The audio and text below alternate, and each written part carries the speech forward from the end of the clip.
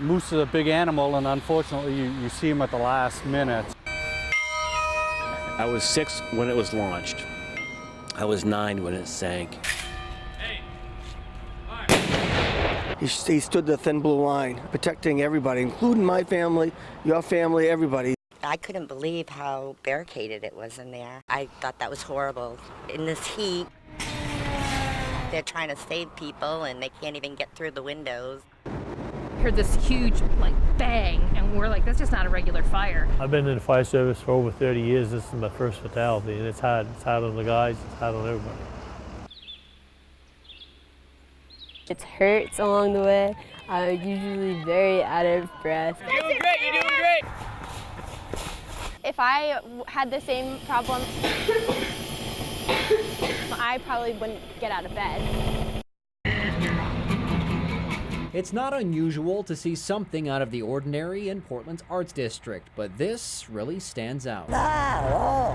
Just before 10 a.m., people walking in the area noticed the brick facade 5 stories up, pulling away from the building. I was walking up the street and somebody suggested I not walk down the sidewalk because the building's bowing out. Police and firefighters quickly shut down High Street. They're full-size bricks, so, you know, falling from 40 feet is going to do some damage. Deputy Chief Robert Wasick says the building's safe. We don't see any structural damage. But he's not sure why this happened. The tentative plan is to get a crane in and take it down brick by brick. Just a blowout. The situation brought out all kinds of onlookers and theories as to why the building started to give way. Who knows what caused it to, water to get in on the inside to make it bow out. While the building's owners have brought in engineers to make sure it's sound, it would be sound advice to find a different way getting to and fro downtown on Monday. I don't think I'll be going that way to go home. I'll go up further. In Portland, Csaba Sukosd,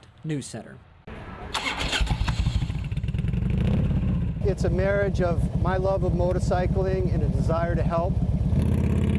The picture of someone missing waves behind each of their bikes. Kurt Newton from Chain of Ponds hasn't been seen since 1975. Ayla Reynolds of Waterville disappeared in 2011. The ultimate hope is to find Ayla.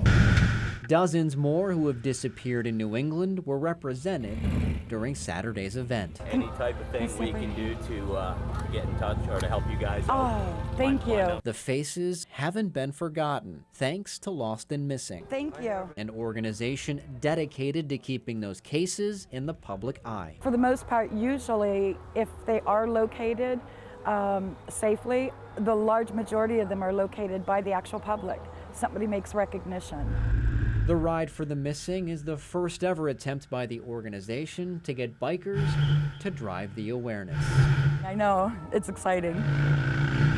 We love to ride, so might as well do some good while we're at it. In Lewiston, Csaba Sukosd, News Center. If you were running late after the long holiday weekend, you may have caught a break on your commute. Crews with the Maine Department of Transportation began posting increased speed limits along several stretches of highway early Tuesday morning. The facts is that they're already driving no speed.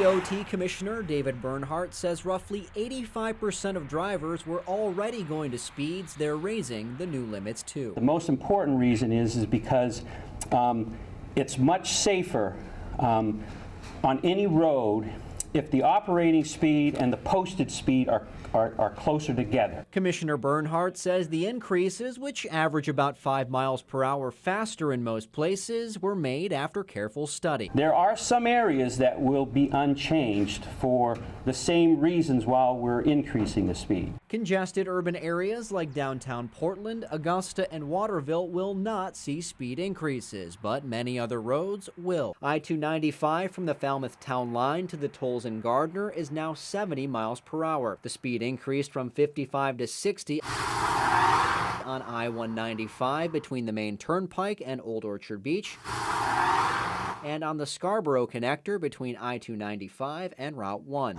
The speed limit on the Turnpike connector in South Portland went up 5 miles per hour to 55.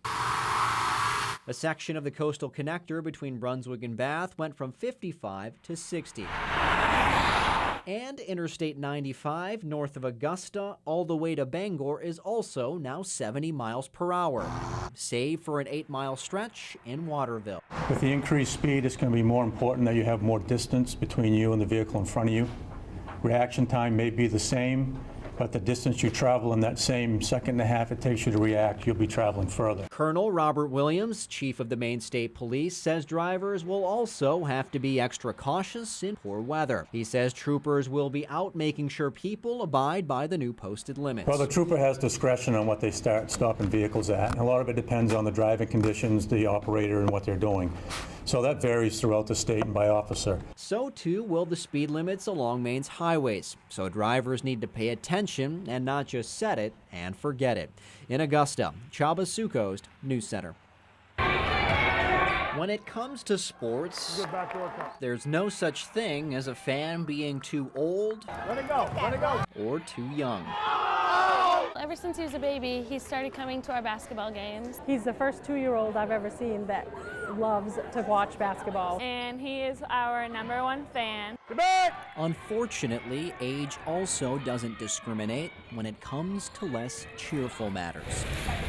Everybody was scared. It's horrible news to get, especially when it's someone that's 2 years old. Little Cody Bean was diagnosed with neuroblastoma, the most common infantile cancer. He started chemo about a month ago. It's definitely been tough at times. Having loved the Lady Vikings since he first laid eyes on them, the Oxford Hills girls gave him a much-needed assist. That couldn't have been more of a perfect pass. We felt like as a team, we needed to do something to give back to him.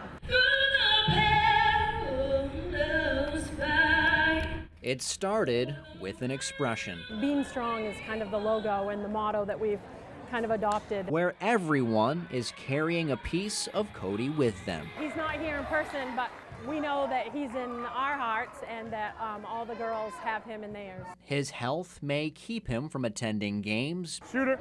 Shoot it! But that doesn't mean the girls can't bring basketball to him. Here we go. Hi, Cody! We won. We did it for you. Feel better soon. We love you. Miss you, bud. See you soon. We're gonna do whatever we need to do, and we're just gonna